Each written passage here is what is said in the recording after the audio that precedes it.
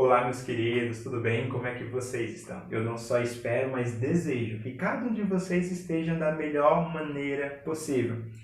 Gente, e agora? Essa será a nova série de mensagens que irá nos acompanhar nas próximas semanas, não só aqui em nosso encontro no YouTube, como também em nosso encontro do PG Online que acontece pela plataforma do Zoom. Já participou? Quer participar? Caso você queira participar, manda uma mensagem, pede o link que nós te enviaremos com todo prazer. Você também será muito bem-vindo em nosso pequeno grupo online, onde nós discutimos justamente aquilo que nós conversamos aqui. Também aproveitamos para orar e interceder por todo esse momento que nós vivemos no país. E agora? É uma pergunta frequente em nossos dias, mas principalmente também em nossa vida. Quem de nós nunca se questionou, nunca se perguntou para si mesmo, e agora, o que eu faço, como vai ser, o que vai acontecer? Quem também de nós nunca indagou outras pessoas com essa pergunta? Gente, e agora? Nessa nova série de mensagens, nós vamos olhar, não é? Justamente para o depois. Se você muito bem lembra, e se nos acompanhou em nossa última série de mensagens, nós olhamos justamente para aquele bloco das Escrituras que Jesus fala sobre ser antes mesmo de fazer. Nós olhamos para o texto de Mateus, capítulo 5, do versículo 1 ao versículo 12. Foi isso que nós olhamos, trecho onde Jesus diz aos seus discípulos que eles primeiro precisam ser alguém nele quem? Em Deus, para então fazerem algo por ele. E agora Jesus começa a falar sobre o que fazer, por que fazer, o que fazer e principalmente como fazer.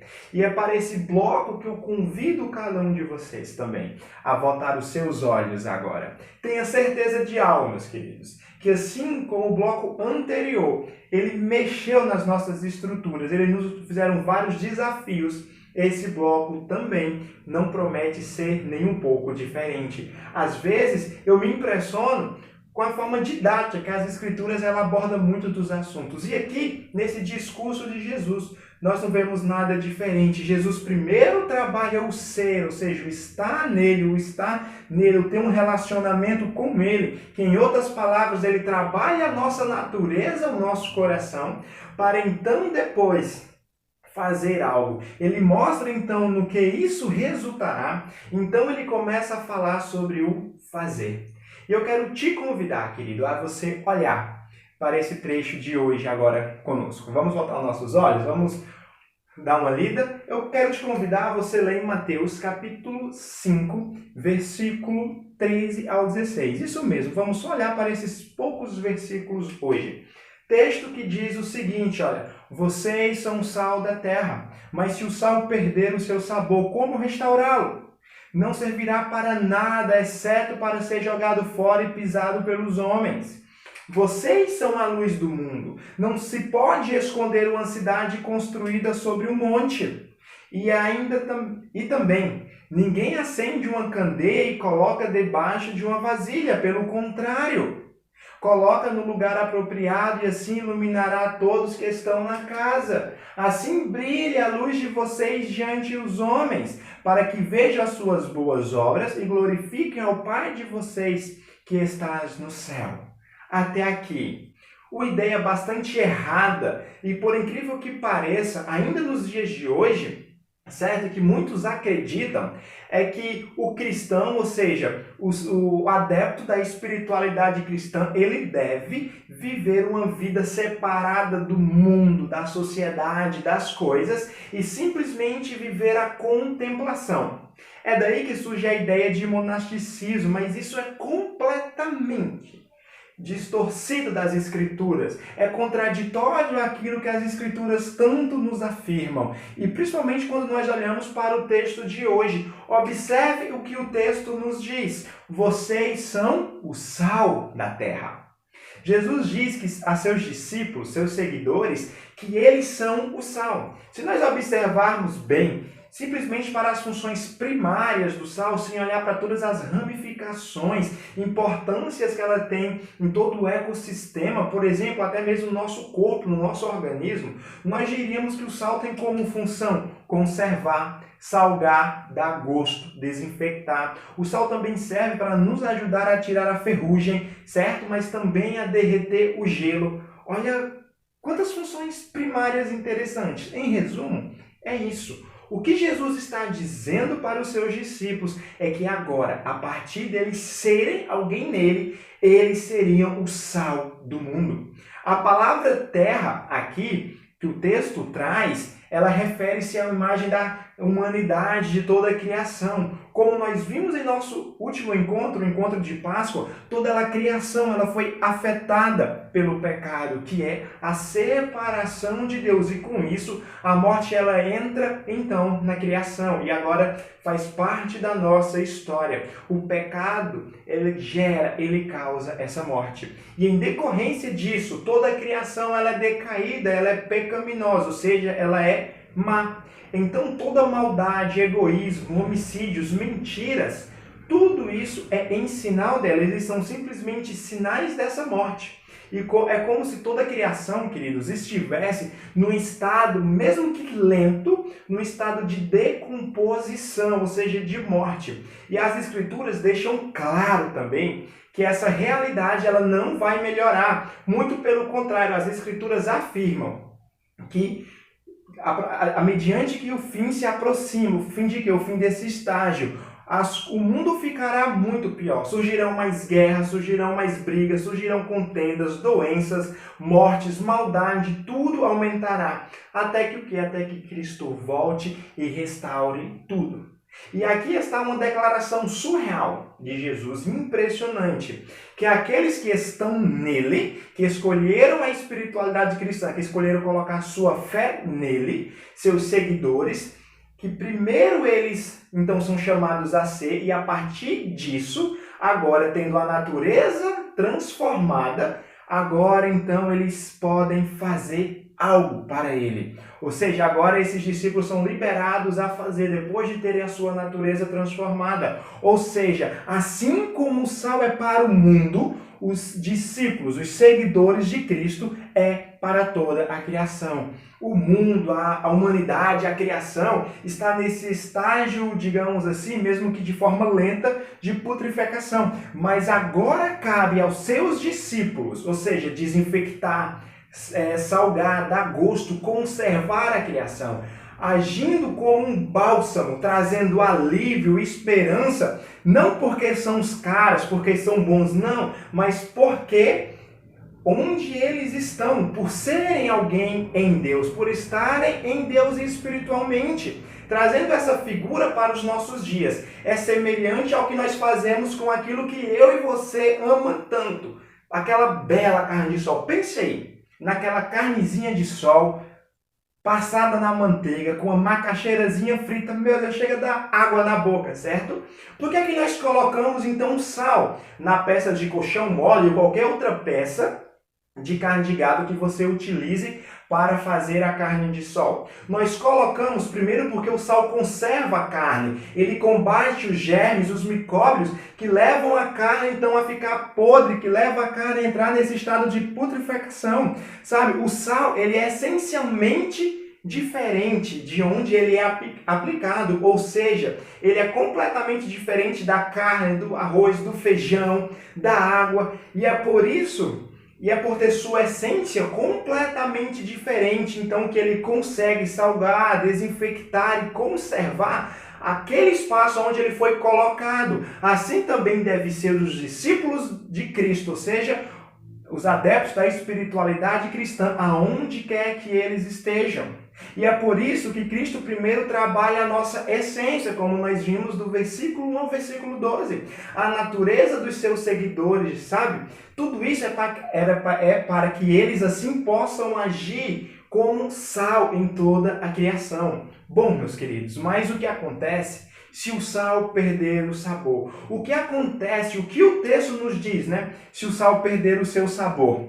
Se você comprar 1 quilo de sal, no supermercado e ele acabe se estragando, perdendo o gosto, por mais processado que o sal seja nos dias de hoje, bem diferente do sal dos tempos de Jesus. Se ele perdeu o gosto, o que é que você faz?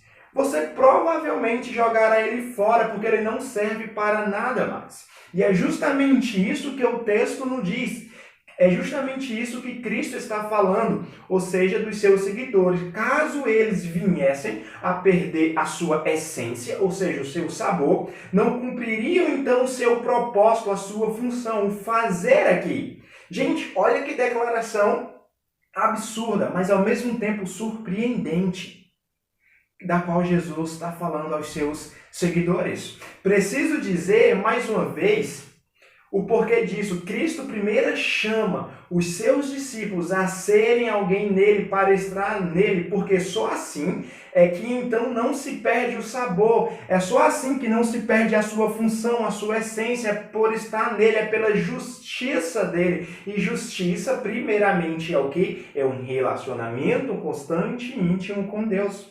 Mas a triste verdade, meus queridos, é que como corpo, sem placas, sem denominações, e sim como igreja em sua essência, pois biblicamente igreja é o ajuntamento, é a reunião desses discípulos, desses seguidores de Cristo, sejam a partir de 2 ou mais, e não templos, placas, denominações, prédios, mas sim aqueles que são seguidores e discípulos de Cristo Jesus. A triste verdade é que esse sal, ele tem perdido o seu sabor. Ele está sendo pisado pelos homens, pela sociedade, pela cultura. Nós podemos ver isso claramente em qualquer aspecto do nosso dia a dia. Muitas vezes os discípulos de Cristo têm perdido o seu sabor em nossos dias, têm deixado de ser sal.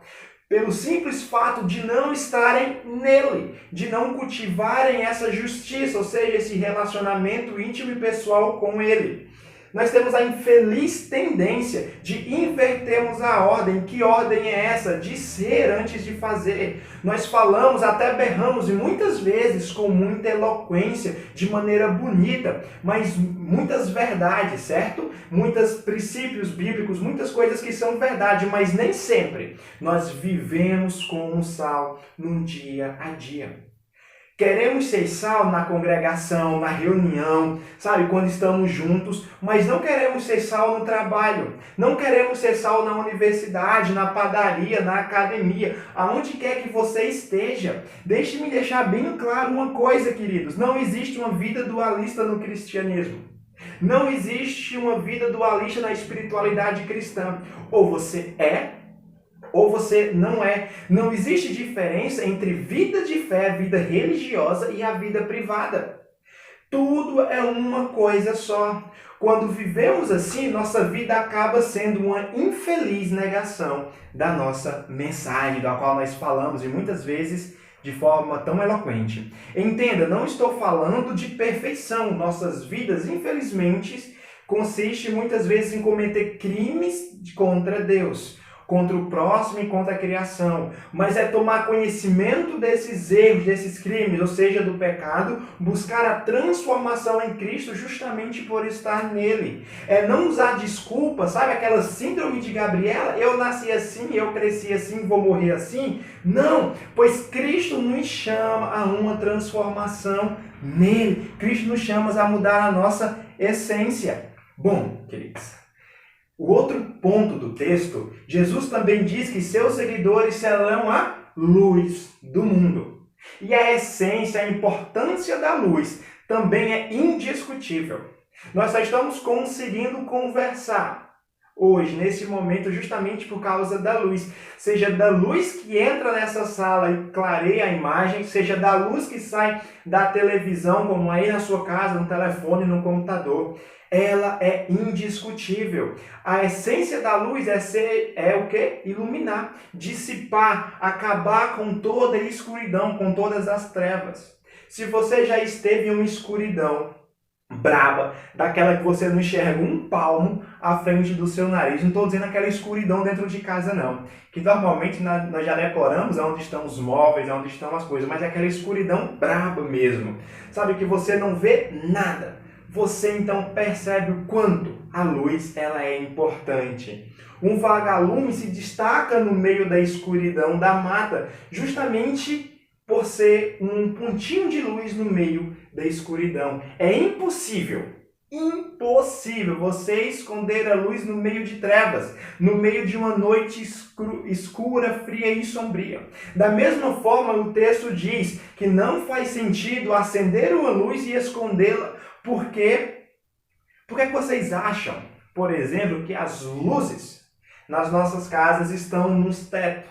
Estão na parte mais alta das casas? Porque elas ficam lá para iluminar bem. Ninguém tem uma lâmpada embaixo do sofá, embaixo da mesa, embaixo da cadeira. Não, por quê? Porque não serve, a não ser que ali ela tenha um propósito específico. Mas no contrário, até os postes nas ruas, as lâmpadas estão lá em cima. Porque ninguém coloca uma lâmpada, uma luz, aonde ela não possa iluminar bem. É importantíssimo dizer, queridos, que os cristãos são sim a luz do mundo, não por serem bons, escute bem, mas sim por estarem em Cristo. Não são por serem pessoas fantásticas ou seres humanos extraordinários, não. Nem muito menos por fazer o bem. Não é essa ideia que as Escrituras trazem. São justamente a luz, ou seja, os discípulos, os cristãos, se tornam luz justamente por estarem em Cristo, em Deus. Observe o que Jesus fala também no livro de João 8. João 8, queridos, vai dizer o seguinte, olha. Falando novamente ao povo, disse Jesus: eu sou a luz do mundo, quem me segue nunca andará em trevas, mas terá a luz da vida. João 8:12. Olha que negócio fantástico. Os cristãos, ou seja, os seus discípulos, não são luz por serem pessoas boas, por serem pessoas extraordinárias, por serem bons cidadãos, nem por ajudarem a qualquer pessoa sem ver a quem. Não, mas são a luz justamente por estar nele, ou seja, por estar em Cristo, por andar com ele, porque ele é a luz do mundo. Os discípulos só são luz por se relacionarem com essa luz que é a luz do mundo. Cristo, ou seja, meus queridos, essa luz não é gerada pela própria pessoa, mas sim por se relacionar com Cristo. O cristão reflete unicamente a luz de Cristo. Que por causa do estado que a criação está de morte e escuridão, que é causada pelo pecado, pela separação com Deus, Cristo veio ao mundo ser ele mesmo o sal e a luz, mas também para ensinar aos seus discípulos e seguidores como eles poderiam ser também isso, por meio dele, não por serem pessoas fantásticas, mas tudo por meio dele.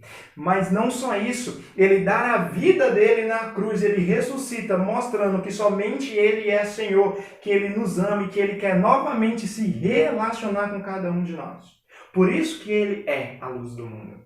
Em outras palavras, os discípulos, ou seja, os seguidores de Cristo, são a luz do mundo, são luz para dissipar a escuridão, as trevas da qual a criação está debaixo, justamente por essa separação com Deus.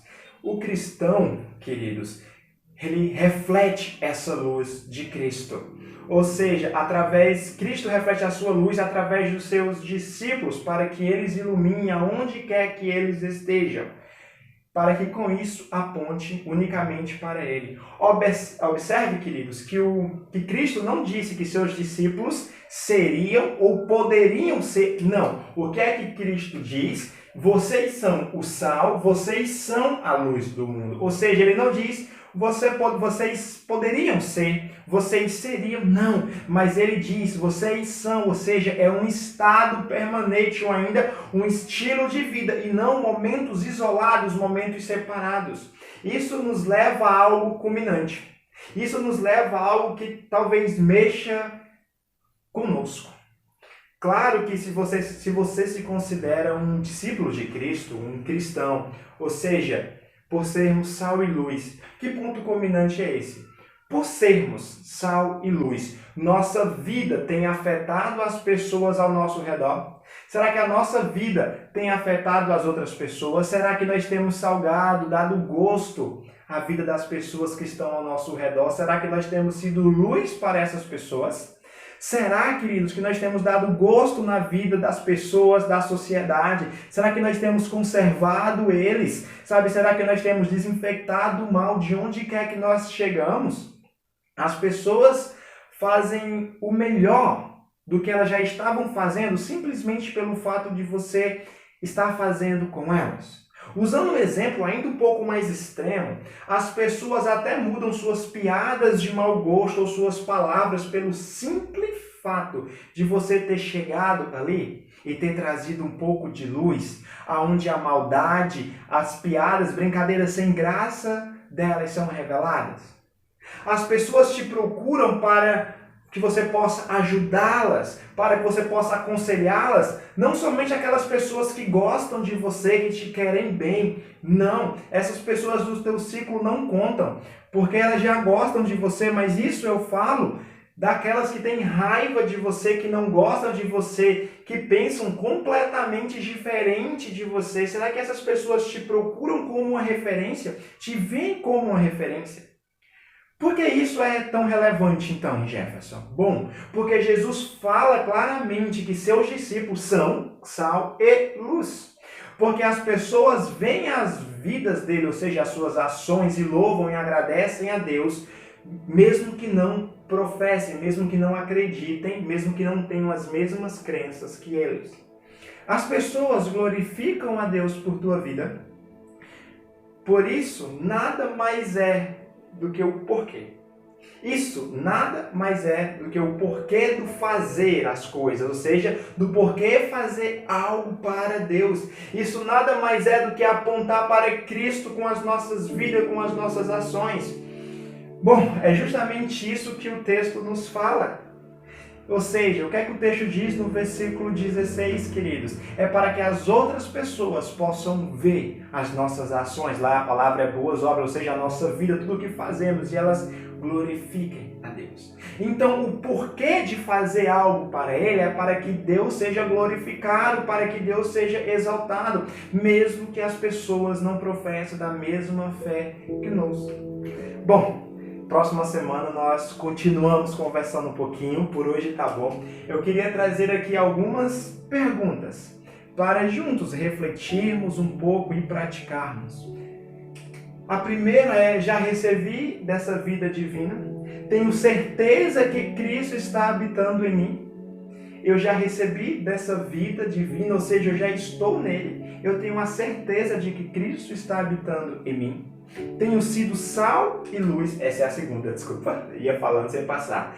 Tenho sido sal e luz para todos, através da minha vida em Cristo. Certo? Você tem sido sal e luz para qualquer pessoa através da sua vida em Cristo. Terceira pergunta: a minha vida como um todo glorifica a Deus? A minha vida, ou seja, a sua vida como um todo, ela tem glorificado a Deus, ou seja, ela aponta para Deus? Quarta e última pergunta: as pessoas glorificam a Deus, ou seja, elas agradecem a Deus por sua vida? São perguntas que mexem comigo. São perguntas que me fazem pensar e avaliar. Será que eu tenho sido sal e luz para todos? Isso se dá através da minha vida em Cristo em minha vida. Ou seja, através da vida de Cristo na minha vida. Será que as pessoas glorificam e agradecem a Deus por simplesmente nós estarmos ali trabalhando com elas, estudando com elas, caminhando com elas, indo no comércio delas, na padaria delas? Será que nós temos sido esse sal e essa luz? Bom, é isso que Jesus chama os seus discípulos a serem. Jesus diz: olha, a partir do momento que vocês estão em mim, vocês serão o sal e a luz do mundo. É um convite, é um chamado e ao mesmo tempo é uma missão. Tudo para que Ele seja glorificado. Como é que nós temos levado a nossa vida? Como é que nós estamos caminhando nesse ponto, nesse processo? Será que nós já estamos nele? Como será que nós estamos fazendo as coisas para Ele? Bom, amanhã, queridos, nós nos encontramos no nosso pequeno grupo online e eu espero te ver lá para conversarmos mais um pouco. Se você tem perguntas, dúvidas, vamos lá. Vamos com a gente, vamos junto conversar. Nós vamos conversar justamente sobre essa mensagem de hoje. Por mais, eu queria te convidar a você ter um tempo de conversar com Deus. Vamos conversar com Deus? Baixa a tua cabeça, fecha os teus olhos. Senhor, eu quero te pedir perdão, Senhor. Nos perdoa porque nós como igreja, nós como discípulos teus, nós temos na realidade, Senhor Jesus, muitas vezes perdido o nosso sabor, a nossa essência, por não estarmos em Ti. Senhor, tem misericórdia de nós, nos ensina a sermos constantes nessa caminhada, nesse processo de estar em Ti, por Ti e para Ti, Senhor. E aos que ainda não estão em Ti, que têm dúvidas, que têm questionamentos, ajuda-os a tomarem essa decisão de caminhar para que eles também possam ser sal e serem luz, Senhor Jesus. E transforma as nossas vidas para que nos renova, para que conseguimos ter o nosso gosto, a nossa essência novamente restaurada e assim também a nossa luz. Essa é a nossa oração, Senhor. Amém. Queridos, tenham todos um ótimo restante de final de semana. Nos encontramos amanhã. Que o Senhor te dê também uma semana abençoada na presença deles. E é isso. Até amanhã. Tchau, tchau.